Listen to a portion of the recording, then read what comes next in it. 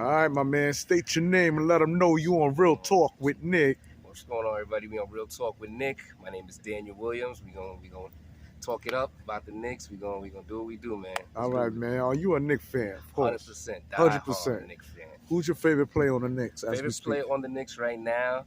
I still got a soft spot for RJ because that's my guy. We drafted him. He's been annoying me lately, but RJ is still my guy. Still gotta rock Okay, with him. and why he been annoying you, man?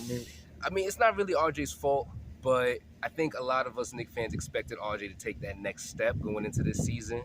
You know, he's at age 22, 23, and we all expected him to just take that leap. He hasn't really done it yet, but I don't 100% believe it's all his fault. I think there's a lot of cluttering that's on the roster right now, so he's just not getting his consistent shot off. But he's turning it around. He's playing well. He's playing well ever since he came back from the injury that he just had, and now he's been averaging like 22, 21 a game. So hopefully he just continues to get better and takes us to where we need to go at the end of this year, man. Okay, now you saying that there's some rough patches when we speak of RJ's game. Yeah. I'm gonna cut the chase. Do you think Julius Randle is the cause of RJ Barrett game being hindered? You know what? I think so, man. I think Julius is such a ball-dominant ISO player that he's not a pass-first guy. We know that he tries to make plays and everything like that, but him and RJ just play the same way. RJ is going to drive to the rim, and if he doesn't have a shot there, he's going to look to dish it out. Randle literally does the same thing. RJ's jump shot isn't really all there. His three-point shooting is better, usually from the corner, but he's just not like a spot-up shooter. So they both play in a very similar way where they have to attack the paint and then dish it out if the shot's not there. And RJ's just not really a spot-up shooter. He could be more than that. So we could see RJ putting up the numbers that Julius has if Julius just isn't there with the ball in his hands predominantly. Because right now, the guys who carry the ball the most is Brunson and Randle. If you take out one of those guys, of course, RJ's going to step into that, and he'll finally be able to blossom. Okay, speaking of Brunson, man. During the summer off season, everyone was saying the amount of money you paying Brunson is a little steep. Yeah. But now it seems as if That's right. he shut his critics up somewhat. Yeah. You know, to the point where Derek who? We don't even know who Rose is anymore because Jalen Brunson's getting the spotlight. That's right. My question to you, brother, is Jalen Brunson didn't make the All-Star. Is something wrong with that picture? There is. I mean, the Knicks got two legitimate All-Stars, man. We got Julius Randle and Jalen Brunson. Both guys are averaging over 20 a game. Both guys leading their team to over 500 records at the time. Brunson should be an All-Star, man. It's that simple. The guy is literally the best player on the team right now. Him and Randle are neck and neck with being the best players on the Knicks. Without Jalen Brunson, this team would not look the way we look. We wouldn't have the record that we have. We wouldn't be talked about as a top 8 or play-in team or whatever. Without Brunson, this team is not where we are. Okay. And for the league to not really recognize that, that's whack. But I feel like as Knicks fans, we used to it. We never really get the respect that we deserve until after the fact. So we used to that. Yeah. I want you to fill it in. Jalen Brunson is the best point guard since. Oh man, damn. Jalen Brunson is the best point guard that the Knicks have had since. Honestly, man, probably go back to Mark Jackson. Wow. Yeah, it's been a while. I mean, so we're gonna leap over Steph Marbury, Nate Robinson. I think he goes over Nate Robinson. Nate Robinson was fun, but Brunson got game like Robinson just doesn't have. Stephon Marbury is an interesting one. I feel like we didn't get to see the best out of Stephon when he was with the Knicks. I feel like his best years were like scattered in pieces. But nah, man, I think Jalen Brunson's game is just it's what the city needed. The way he plays the game, his ability to score, he plays big even though he's a smaller guard. It fits the city so well. So I think that he embodies that New York type of mentality in the way that we play the game. So I think since Mark Jackson, yeah. Okay. My next question would be this, brother. Coaching. Mm-hmm. You got Tom Thibodeau. Yeah. They say he's a defensive coach. They say. But let's rate the level of defense coming from this team. Yeah, man. Does he fit that title in yours? Not anymore, and it's crazy because when he first got here, that we were the best defensive team or one of the best defensive teams in the league. The year that we went to the playoffs when we had Alfred Payton and all them dudes. I don't know what's happened since then. I don't know if he's overworking the players and now they're just not trying as hard. The effort's not there. but the defense has declined since Thibodeau has been here. It started off really high, and then it just kept going down, and now it's at the level that it's at now, where we're just leaving dudes open for three on every other possession, and that's a problem. So if you bring in Coach Tibbs and he's emphasizing defense and the defense ain't showing up, like something ain't working out there. So someone's got to take accountability for that, man. Okay. Yeah. And accountability needs to fall on who? The coach or the players? I think the coach, man. I think that as a coach, if you see something's not working with your team, you have to adjust it. Now, I like that he adjusted the rotations because earlier in the year we were seeing Fournier playing a lot more and Derrick Rose even trying to get in more, but he clearly just cut them out and said, all right, y'all not fitting in my rotation right now. I respect him for that. From a defensive standpoint, though, it's like you gotta figure that out because you're the defensive guy. We brought you here because of your defense, and it's just not working out. So, yeah, coach got to step up and just take accountability with that. Okay, now you said that you respect Tom Thibodeau, right? Mm-hmm. For not playing Derrick Rose? I respect him for but let me clear it up. So yes. I respect him for looking at the rotations that he had in the beginning of the year and admitting, all right, this isn't working. Derrick Rose, it's not working. Fournier, it's not working. I got to bring in the young guys and Quentin Grimes and Deuce McBride, which I'm a fan of the young guys. As much as I love Derrick Rose, because I'm a diehard Derrick Rose fan too, it was obvious that it's just not there anymore. Derrick Rose doesn't have that same step. He bring in the young guys who can keep up with these other dudes and other guards in the NBA, because the guards that you have to go up against every night, it's tough. You got John Morant, Steph Curry, Trae Young, all these young brothers running around shooting the ball. You got to keep up with them somehow. So he brings in Deuce McBride and Quentin Grimes, gives them more minutes, and it led us to playing a lot better. Okay. Yeah. Okay.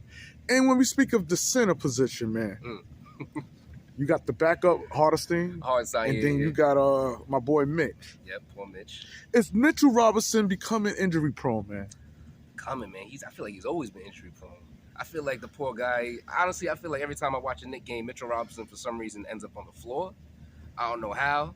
He's 7 feet tall, but I always find him on the floor in the middle of Knicks games.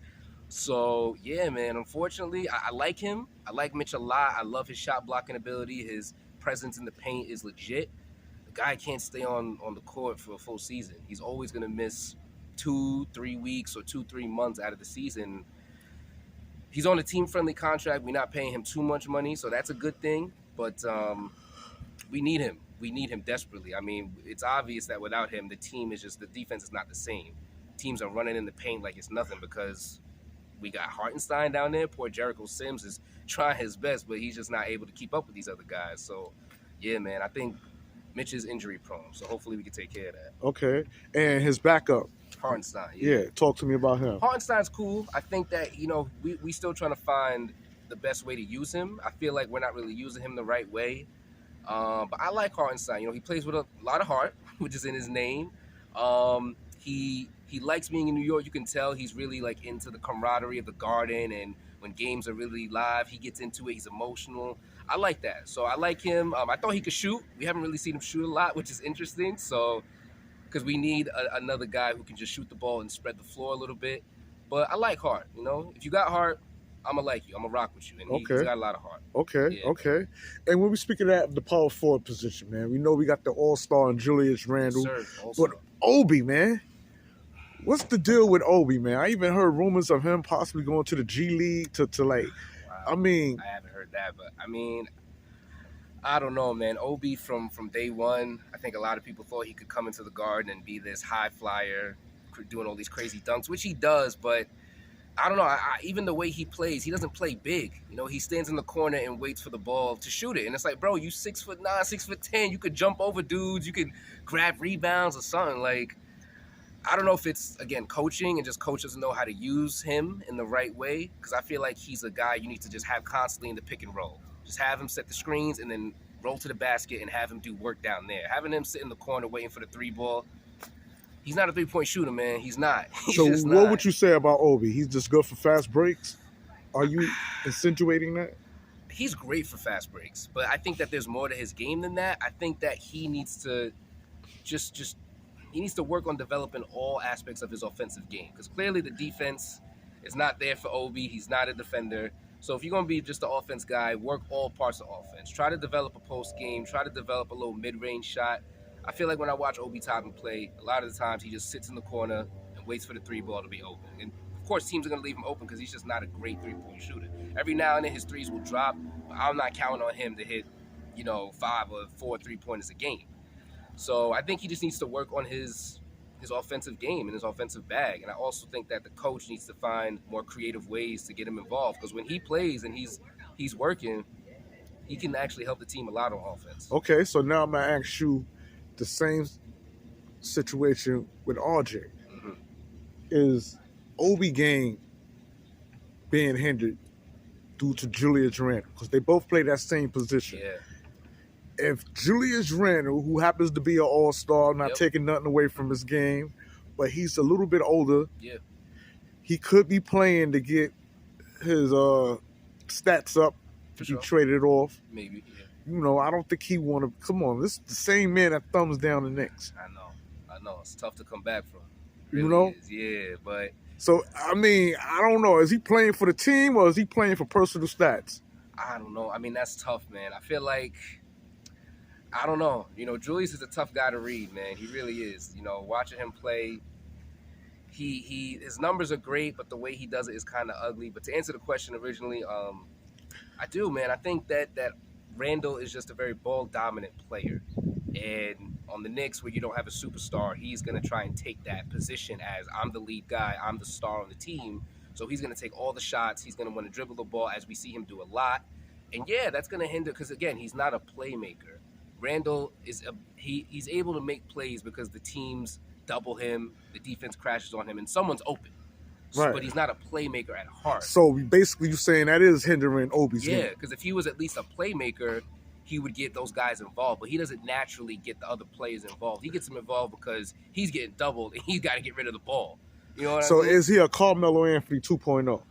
Oof. Not on the same level. Absolutely not. When we speak of isolation, when we speak of the game of isolating the ball, is he a Carmelo 2.0? Is he wearing that number 7 jersey? It's I don't ever want to utter that sentence because I don't want them to be in the same, sentence. But they do both heavily rely on isolation to score. They rely on the ISO game. Melo's clearly a different breed because I feel like Melo could ISO anyone one-on-one and he's going to get a bucket. Randall's not the same way. Randall got to work, I think, 5 times as hard as Melo to get a bucket. But, yeah, their games are very similar where they're both going to get the ball, clear out, or call for a screen and just ISO and try to score. Okay. All right. Now I want to speak of Emmanuel Quickly, man. Is Emmanuel Quickly, right, the 2 guard? Yep. Some say he should have been given the opportunity to be a point guard, being that he was that in his college days. Sure, yeah. But some say his strength relies in the backcourt. Do you agree? You know what? The league today is just very different. I feel like it's a positionless league, meaning that you got players who are power forwards who are, facilitating the offense.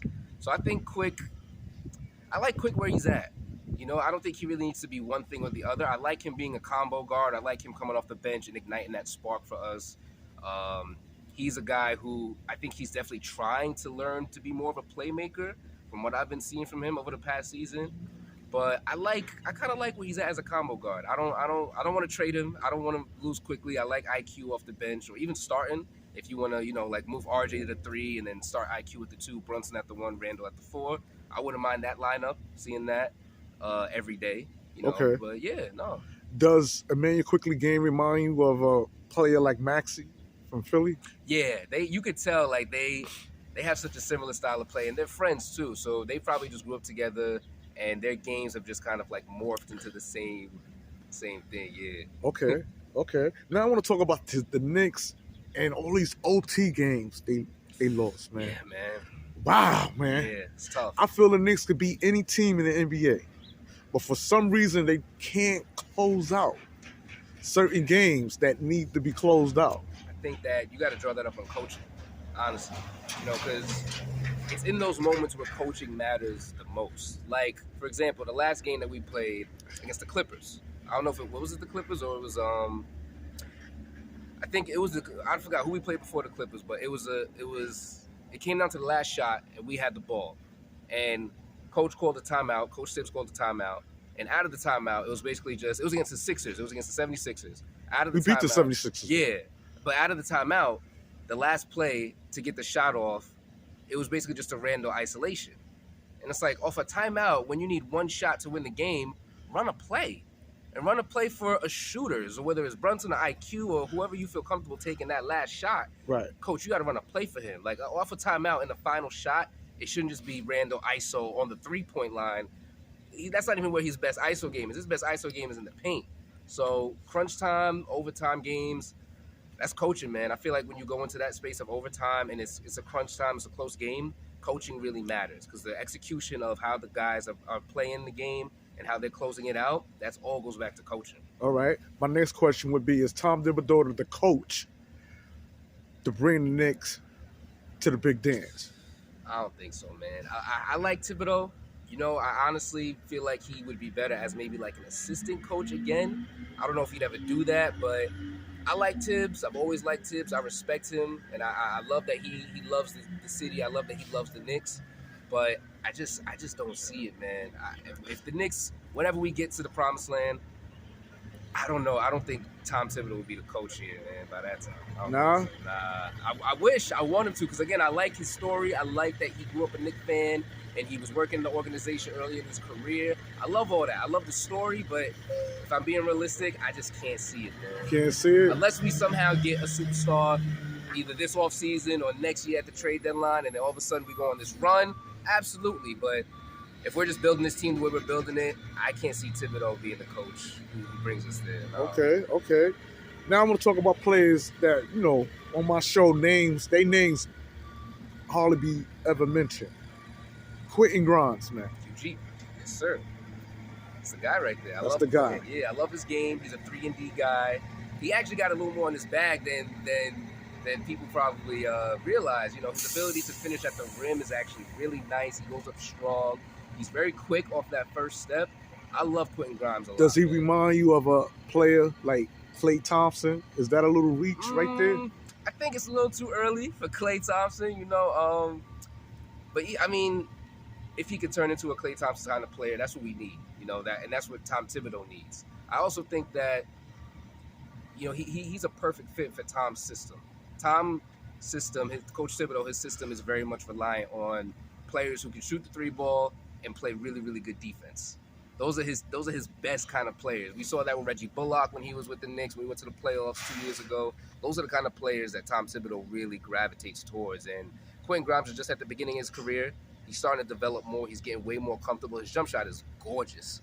So I love Quentin. I don't want to trade him at all. But if it involves getting a superstar, sacrifice might have to be made. I don't want to lose the guy. But again, you could tell the Knicks are just, they're one guy away, man. They're one guy away. And McBride, man. I love Deuce. I love Deuce. I love his effort. I love his defense. He's another guy who was just a Tom Thibodeau type of player. He's a defense-first guy. He hustles. You could tell he gives it his all every night.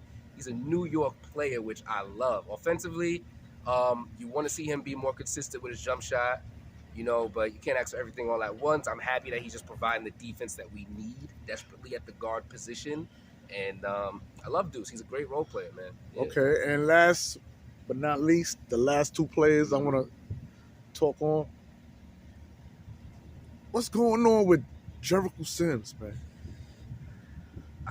Man, Jericho, he's another product, I think, of just coach not really knowing what to do with him. You know, we look at someone like Cam Reddish. It's obvious him and Tom Thibodeau don't see eye to eye. We'll get to that, though. But Jericho, I like Jericho. His athleticism is out of this world. He's 6'10", but you could tell he has the vertical and reach. That's just, like, crazy athleticism. I like Jericho. I hope he can develop into, like, a legit backup center or even a starting center in this league because I think he has the potential there. He just has to now polish and develop his game more. He's young, so I think he's still learning, and I think that he gets inconsistent playing time. So with inconsistent playing time, sometimes you're going to be on, sometimes you're going to be like, I don't even know what's going on out here. You saw in a lot of those games, he was just like, he was out there, he was trying his best, but the poor guy just couldn't really keep up. And that's what happens when you're young and you're not familiar with the time that you're going to be getting, especially as an athlete. So that goes on Tom Thibodeau once again. I think so, yeah. So basically, you're expressing that Tom Thibodeau don't know how to rotate his players. I think that Tom Thibodeau has players that he likes and that he's trying to get other players involved, and it's just it's hard to work that out. Coach is a little stubborn, I think. You know, he likes what he likes. Clearly, there are players who he don't like. But at this point, without Mitchell Robinson, you have to use someone like Jericho. You know, you got to use certain guys and just let them see what they can do. At the same time, coach is trying to win games, so I get it. He's in his head, he thinks he knows what's right to win games and win as much games as possible, so he's going to abide by that logic. So I think that, yeah, his rotations could be worked on a little bit, but he's got a lot of work to do. And last but not least, my boy Cam Reddish. What's going on, man? Why Cam Reddish is not getting minutes on the floor is beyond me. Some people say Cam Reddish game is just as good, if not better, than RJ's. I think so. I think we just haven't even had the chance to see it. That's the thing, man. Like, in the early of the season, Cam had some nights where he was dropping like 20, and it's like the guy was shooting the lights out. And it's like, yo, okay, we got a nice forward who could shoot. And then all of a sudden, it goes dark. I don't know if it's a personal thing with Tom Thibodeau. I don't know if Cam, I don't know. I really don't know. But it's unfortunate because I think that Cam could actually help us right now for where we are. I mean, we just saw Evan Fournier drop like 17 or whatever it was the other night. Cam Reddish can easily do that. And Cam Reddish can probably do that more consistently than Evan Fournier because Cam Reddish can create his own shot. I like Fournier too, but he's a spot-up shooter. He ain't going to be out here creating his own shot. Cam Reddish can create his own shot. I've always been a fan of Cam Reddish, even before he got drafted when he was at Duke with RJ. I was a fan of his. And he hasn't really gotten a fair chance, honestly, I feel like, in the NBA. I don't know why. I don't know what happened in Atlanta. We can't speak on that. But his time with the Knicks has just been really, really unfortunate, man. I hope he goes somewhere and he's able to shine. I wish he could shine on the Knicks, but it's obvious that he's just not going to be able to play here for some reason. All right, and last but not least, this is it. How far do you see these Knicks, man, going to the postseason? If the Knicks are healthy, I think we're definitely, depending on who we see in the first round, but I feel like we can go to the second round, but I feel like we'd be a second-round exit. I feel like it's all about matchups in the NBA. I feel like if you go up against a team that you just play well against, you got a good shot to beat them in a 7-game series. But if it's a team that has your number, it's tough, man. I honestly believe right now that the Knicks are going to the playoffs. I think we'll be an entry in the first round. I don't even see us being in the play-in. It's possible, but I think we'll be at least a 6th seed, just the way that everything's playing out. Depending on who we see in that first round, though, it could be a first-round exit or we could beat that team in the first round. But I do expect the Knicks to be back in the playoffs, 100%. All right, man. That's what it is, yes, man. Sir. I want to thank the youngster for coming on Real Talk with Nick, breaking down the Knick Chronicles, man. Personally, man, I feel watching all these OT games, even when we lose, man, we look good. Yeah, I agree. You feel me? I agree 100%. I think that we could beat any team. 100%. Any team. Any team. We just got to be... Yeah, we're missing something. We're right there. I know. Damn, man. It's right like, there. Shit. Yeah, we're right there. It's just like, It's like one or two things go wrong. It's like one play kind of like changes the game. And the free throws. These dudes, man, hit your free throws. You want to call out somebody? All of them. Every single one of them. RJ, Randall. Brunson's the only one that makes his free throw. IQ makes his free throws. But, bro, everybody on that team got to start making y'all free throws, They looking like Shaq out there? For real, bro. It's a problem. Man, let's talk about it, man. We out. Peace.